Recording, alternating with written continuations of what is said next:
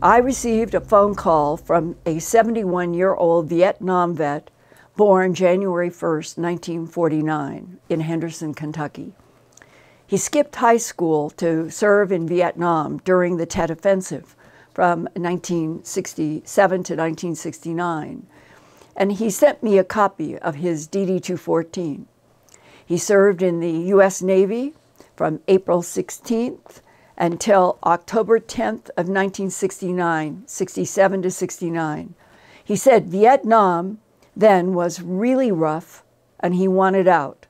So he returned to the United States and was hired by the Department of Defense to work as a generator maintenance technician for the White Sands Missile Range in New Mexico, beginning in 1969 for the next 7 years.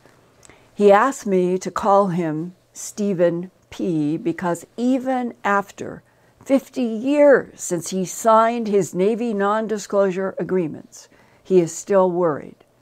They were designed to make military personnel keep secrets, and his secrets have included his firsthand eyewitness knowledge of UFOs and small gray beings at White Sands.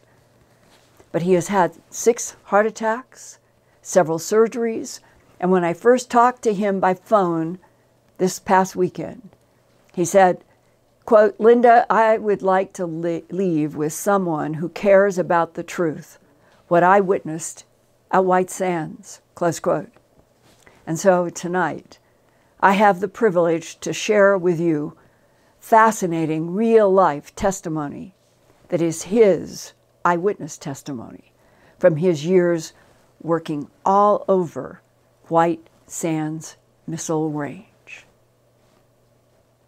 The first time I encountered a UFO was 3 o'clock in the morning missile launch, and I was at a site on the missile range called Russ Site, RUSS. And a friend of mine that was running the telemetry station there, he and I witnessed a great big, what we thought was a green comet coming from the north on the horizon, and it went to White Sands and hovered over a launch complex over there, and it got here in like 2 minutes from the horizon. And then once it hovered, it was a great big emerald green orb, huge, like a large emerald that's been lighted. And we could see it from 34 miles away. What did you estimate its diameter? Oh, my God, I couldn't even estimate. We're 30-something miles away, and it was huge in the sky. And while we were watching it, 12 little intense, bright, white lights came out the bottom of it and ran all over, up and down the mountains over there behind the launch complex, up and down the canyons and all up on the hillsides and all over, which are miles long. And they were traveling those mile-long canyons in seconds. And then after about 3 or 4 minutes, they all gathered back up under the craft and went right back up in it. I know the military knew it was there because they chased it with F-4s, and they ran it away from the launch complex. It went south towards Oro Grande, New Mexico, and we saw a tape at White Sands Photo Lab. One of the pilots stated later that it accelerated to Mach 10, went to Oro Grande, slowed to Mach 5, and made 2 90-degree turns, and were back over the launcher before they could turn the F-4s around over Oro Grande. Just like the big green orb was playing cat and mouse with the F-4s. Yeah, oh yeah. They said it was hovering back over the launch complex within a matter of minutes. What did you see with your own eyes of the gun camera that they showed you? It was just that thing leaving the launch complex. They launched these planes from Holloman, which was a lot closer to the launch complex than I was at Russ Site. The jets left with the afterburners on and proceeded that way towards the launch complex. So we got to see their afterburners in the night sky heading towards this green orb. And when they got what I assumed to be about halfway to their destination, that green orb elevated another few thousand feet, and then it just vanished almost. It turned into the same thing we saw previously when it came from the horizon, which looked like a green comet. It was traveling so fast, visually, it looked like it had a long green tail. Did they monitor in any kind of a recording device? They did.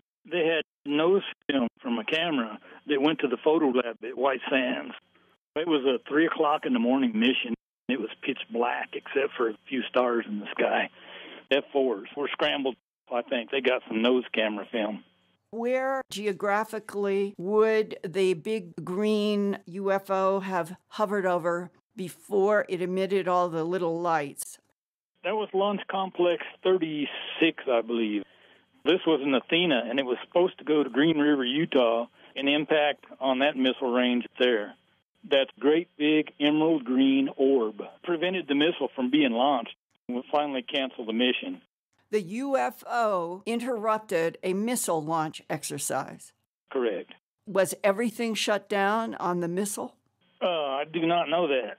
All I know is that the F-4s were scrambled shortly after the little bright lights went back up in the belly of that thing, and they chased it south towards Rio Grande. The sun comes up. You're working there. What was the scuttlebutt among people about what had happened in the night? They kept it pretty hush-hush.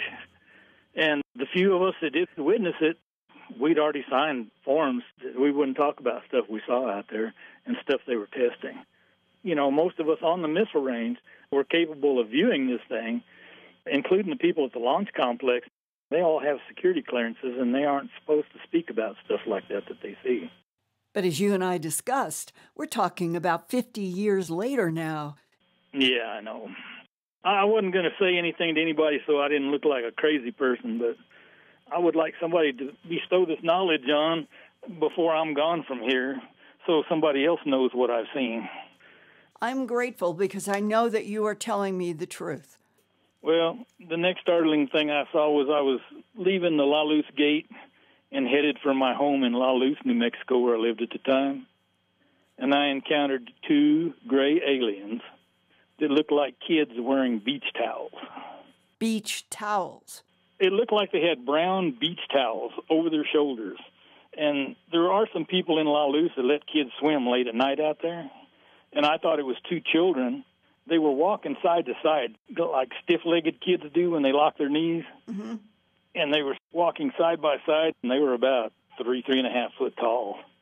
And they were wearing both identical, looked like brown beach towels draped over their shoulders. But when I got right up beside them where the headlights cast on them, mm-hmm. I saw one of them's profile from the side of his head, and it really spooked me. What were you seeing? I saw an alien gray. I saw his great big eyes and his big head, and they turned their heads away from my truck as the lights hit them.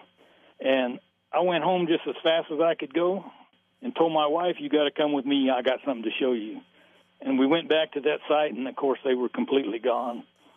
But the other part of the story is, before I saw them, there was a vehicle in front of me about a quarter of a mile ahead of me on the road going into La Luz. And I saw him pull over to the left side of the road where they were walking on the north side, and I saw his brake lights come on. I saw him slow almost to nothing, and then just started fishtailing out of control. And he got back on the pavement and just really shagged it. And when I got up to where he was, and I saw what he saw, I had my truck on the floor with the tires smoking. What did you see? I saw two gray aliens. You're saying that the two gray aliens that made both you and the other vehicle react are the two small childlike ones? Yeah, they couldn't have been over 3.5 feet tall. Why would anybody have reacted against seeing small childlike grays? I'll tell you what, when I saw them, I had the distinct impression that they were dangerous, and I just wanted to get away from them. Just before they turned away from me, in my mind, you can hear it in your mind. It's like someone speaking to you in your mind. I clearly understood that I was not to stop and I was to leave the area. And that's exactly what I did, just as fast as I could. And I'm sure the fella in front of me had the same experience. Did you then talk with anybody you worked with at White Sands about the grays? Well, I actually saw the grays in 1975. And that was long after I'd seen the green orb, and I have seen two of those green orbs now. When did you see the second one? I was 13 years old, and I was jumping on my trampoline in my backyard here in Alamogordo up close to the foothills of the mountains, and it landed in a canyon here called Marble Canyon. It lit up the whole canyon with an emerald green glow. It was about 10:30 at night. Myself and another youngster, he was 14, his name was George Robertson. His father was playing cards with my parents, and he and I were outside jumping on the trampoline, and we watched this thing come down and land in the canyon. And then the green glow went out, but those little white intense lights, like I explained to you were in the second one I saw, ran all over the canyon, up and down and everywhere. And when we tried to approach the craft, it was only like a half a mile from where we were. We tried to run up the canyon to see what it was. And when we got to the mouth of the canyon, it was so cold that it actually hurt you. We couldn't enter the mouth of the canyon where this thing had landed because it was like minus hundreds of degrees, it felt like. It just hurt your skin and your bones. And we had to turn around and retreat. Do you think that the huge drop in temperature created by the green orb craft was a defensive move to keep humans away or an offensive move to change the environment for them? I do not know. I assume they didn't want us to come any closer because it was just like a wall. It was 95 degrees in the desert, and all of a sudden it was like way below zero. And when we hit that cold wall, we just had to turn around and back up. It was painful. When you then were working at White Sands, did you ever ask anyone about the green orb? You saw it. It was playing cat and mouse with the F-4s. I did, but, all the people I was familiar with work on the missile range, and they are out there at late-night missions and whatnot, and they don't care to discuss that kind of stuff. They'd rather try to ignore it. And please go away and leave me alone. Because they've been ordered that they will be punished if they talk about the reality of other intelligences on this planet. That's the truth. I know that as a fact. A friend of mine worked at a site called a rat scat, and they were a big radar site. And I was out there talking to him one night, and their alarm went off inside, and he went back in to see what was going on. And on radar screen, they had 5 UFOs together in a pattern. And they passed over Rat Scat site 3 times, and they were caught on radar all 3 times. And after that, he quit. He wouldn't work out there anymore at night. What was it that scared him? Those UFOs. He said he wasn't going back out there with that kind of crap that nobody knows what it is, and nobody knows what he wants or what he wants to do. Did you hear anybody talk, even in scuttlebutt, about what the 5 UFOs on radar, like have you heard somebody say, those are grays, those are reptiles, those are Nordics, those are some different types? Nobody knew. They said that they had seen these things on radar before, but usually they just passed overhead really quickly. But this night they passed over 3 times and then hovered for a few minutes, long enough for everybody to go outside and look at them. Everybody was saying, what the hell is that? What was the shape on radar? Circular. They just saw a circular blip. What was the operation at Ratscat? They're strictly a radar site. They track missile flights and anything that comes into missile range airspace.